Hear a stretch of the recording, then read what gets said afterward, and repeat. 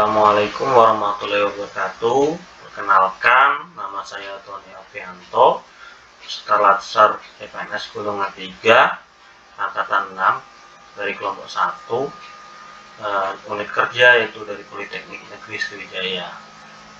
Mentor yaitu Ibu Venoria Putri dan coachnya yaitu Dr. Didi Yanto. Untuk judul aktualisasi saya yaitu pengembangan bahan ajar mata kuliah praktikum kerja las pada program studi D4 Teknik Mesin, Produksi dan Perawatan jurusan Teknik Mesin Politeknik Negeri Sriwijaya. Untuk tugas dan fungsi sebagai seorang dosen, tugas dan fungsi utama saya yaitu melaksanakan tridharma perguruan tinggi yang meliputi pelaksanaan pendidikan, pelaksanaan penelitian, dan pelaksanaan pengabdian kepada masyarakat. Untuk pelaksanaan pendidikan yang meliputi kegiatan yang pertama yaitu melaksanakan perkuliahan, yang kedua membimbing seminar, yang ketiga membimbing KN, yang keempat mengembangkan bahan kuliah, yang kelima itu melaksanakan kegiatan data sharing, yang keenam melaksanakan tugas sebagai penguji pada ujian akhir mahasiswa. Untuk pelaksanaan penelitian yaitu meliputi publikasi hasil penelitian, yang kedua mempresentasikan hasil penelitian, yang ketiga menerjemahkan atau menyadur buku ilmiah, yang keempat yaitu mengedit atau menyunting karya ilmiah, yang kelima yaitu membuat rencana dan karya teknologi yang dipatenkan. Untuk kegiatan pelaksanaan pengabdian kepada masyarakat, yang pertama yaitu menduduki jabatan pimpinan, yang kedua melaksanakan pengembangan hasil pendidikan dan penelitian, yang ketiga itu memberikan pelayanan kepada masyarakat, yang keempat itu membuat penulisan karya pengabdian kepada masyarakat. Untuk identifikasi isu yang terjadi di lingkungan kerja saya ambil yaitu ada 3 isu. Yang pertama, menurunnya prestasi mahasiswa program studi D4 Teknik Mesin Produksi dan Perawatan pada masa pandemi COVID-19. Yang kedua yaitu belum tersedianya pembaruan bahan ajar praktikum mata kuliah kerja las pada program studi Teknik Mesin D4 Produksi dan Perawatan jurusan Teknik Mesin Politeknik Negeri Sriwijaya. Yang ketiga yaitu belum optimalnya publikasi jurnal ilmiah hasil penelitian tugas akhir oleh mahasiswa di program studi D4 Teknik Mesin Produksi dan Perawatan jurusan Teknik Mesin Politeknik Negeri Sriwijaya. Untuk analisis isu saya menggunakan metode USG. Dari hasil analisa saya dapatkan nilai tertinggi yaitu belum tersedianya pembaruan bahan ajar praktikum mata kuliah kerja las. Pembacaan isu yang saya ambil dengan menggunakan Fishbone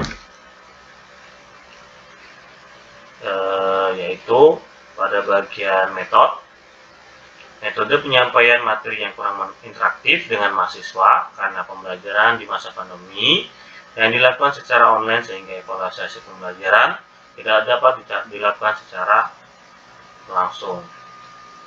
Untuk materialnya yaitu literatur bahan ajar yang belum up to date karena belum adanya pembaruan bahan ajar praktikum kerja las.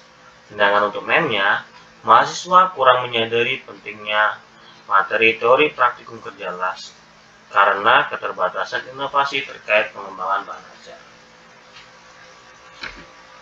Untuk daftar kegiatan yang akan saya laksanakan selama aktualisasi, yang pertama yaitu konsultasi dengan mentor yang meliputi kegiatan yang pertama diskusi mengenai isu-isu yang terjadi di jurusan, yang kedua yaitu penyampaian ide gagasan kepada mentor terkait pengembangan bahan ajar mata kuliah praktikum kerja las, yang ketiga yaitu mendiskusikan media sosialisasi menggunakan LMS dan WhatsApp group.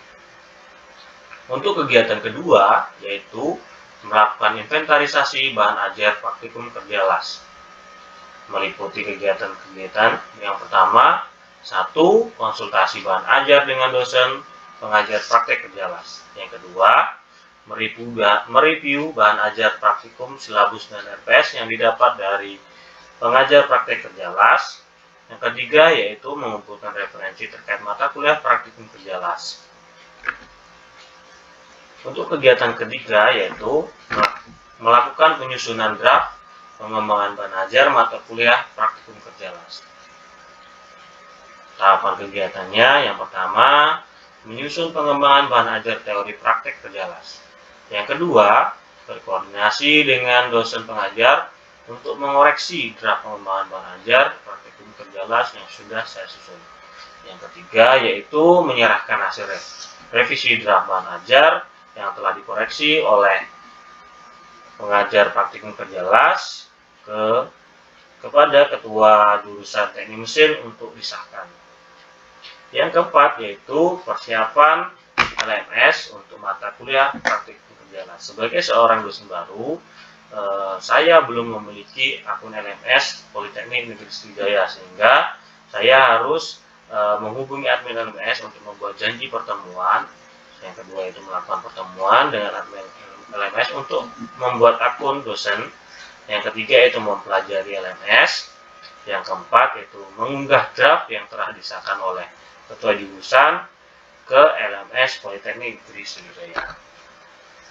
Untuk kegiatan kelima yaitu sosialisasi draft pengembangan bahan ajar praktikum kerja las. Tahapan kegiatannya yaitu yang pertama menyusun kuesioner, pretest dan posttest. Yang kedua itu membuat WA group untuk sosialisasi. Yang ketiga itu melakukan pretest menggunakan Google Form yang dibagikan di WA group untuk dikerjakan oleh mahasiswa. Yang keempat yaitu mensosialisasikan bahan ajar melalui WA group. Yang kelima itu melakukan post test setelah kita melakukan sosialisasi bahan ajar yang telah diperbarui. Yang keenam yaitu evaluasi, yaitu meliputi merekap kuesioner, pretest, dan post test yang telah dikerjakan oleh mahasiswa, membuat laporan hasil evaluasi kuesioner untuk mengetahui tingkat kepuasan mahasiswa terhadap draft pengembangan bahan ajar praktikum kerja las. Yang ketiga itu memberikan hasil laporan evaluasi kepada mentor. Dampak pemecahan isu yang pertama yaitu untuk individu, penguatan teori dasar pengelasan bagi dosen pengajar dapat membantu mempermudah pelaksanaan pembelajaran dalam penyampaian materi sebelum pelaksanaan praktikum kerja las. Bagi unit kerja, dengan pengembangan bahan ajar, mata kuliah praktikum kerja las diharapkan dapat berkontribusi pada penyelenggaraan pendidikan yang komprehensif dan berkualitas, serta adaptif terhadap perkembangan sains dan teknologi. Melalui pengembangan bahan ajar ini pula diharapkan dapat meningkatkan pemahaman mahasiswa, kemudahan pelaksanaan praktikum, sehingga mencapai pembelajaran lebih maksimal. Dampak pemecahan isu terhadap masyarakat. Masyarakat di sini adalah mahasiswa sebagai penerima layanan. Bahan ajar hasil pengembangan diharapkan mempermudah mahasiswa dalam memahami materi pengelasan sebagai penunjang kegiatan praktikum, sehingga mahasiswa lebih siap dalam melaksanakan praktikum kerja las. Untuk jadwal kegiatan aktualisasi, yang pertama untuk kegiatan konsultasi dengan mentor, saya melaksanakan pada tanggal 25 dan sampai dengan 26 Juli 2022. Untuk kegiatan kedua yaitu melakukan inventarisasi bahan ajar praktikum kerja las, saya laksanakan pada tanggal 27 sampai dengan tanggal 29 Juli 2022. Untuk kegiatan ketiga yaitu melakukan penyusunan draft pengembangan bahan ajar mata kuliah praktikum kerja las, saya laksanakan dari tanggal 1 sampai dengan tanggal 26 Agustus 2022. Kegiatan keempat yaitu persiapan list sistem LMS untuk mata kuliah praktikum kerja las, saya laksanakan pada tanggal 29 Agustus 2022. Untuk kegiatan kelima, sosialisasi draft pengembangan bahan ajar praktikum kerja las, saya laksanakan tanggal 30 dan 31 Agustus 2022. Untuk kegiatan evaluasi, saya laksanakan pada tanggal 1 dan 2 September. Identifikasi kendala dan rencana antisipasi. Kendala yang terjadi yang pertama yaitu susahnya menentukan jadwal pertemuan dengan mentor dan dosen pengajar karena kesibukan.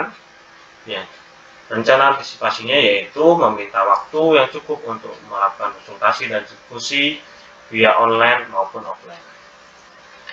Kendala yang kedua yaitu minimnya referensi dan literatur yang sesuai dengan KKNI.